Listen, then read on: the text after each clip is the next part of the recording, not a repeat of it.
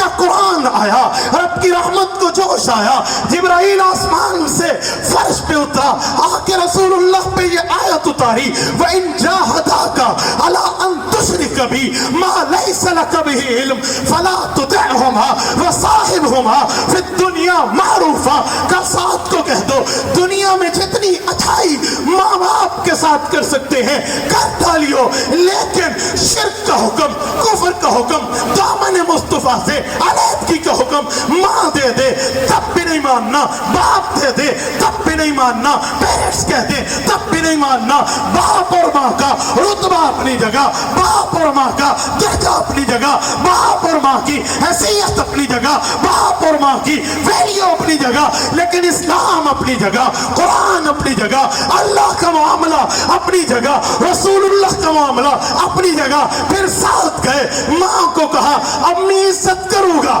لیکن تیری بھوک, تیری پیاس, تیرا سائے میں نہ بیٹھنا, ایک ذرہ برابر بھی تیرے بیٹے پہ فرق نہیں لائے گا. میں نے محمدی دامن تھاما ہے, تھاموں گا, حضور سے محبت کی ہے, رکھوں گا, اطاعت کی ہے, کروں گا, محبت کا تعلق بنایا ہے تو یہ ہاتھ ٹوٹ تو سکتا ہے, چھوٹ نہیں سکتا. تو اپنا فیصلہ کر لے, کھانا کھانا ہے کھا, پانی پینا ہے پی, سائے میں بیٹھنا ہے بیٹھ, ورنہ تیری لاش اٹھا کے جنازے میں لے جاؤں گا. حضور کی دامن رحمت کو نہیں چھوڑ.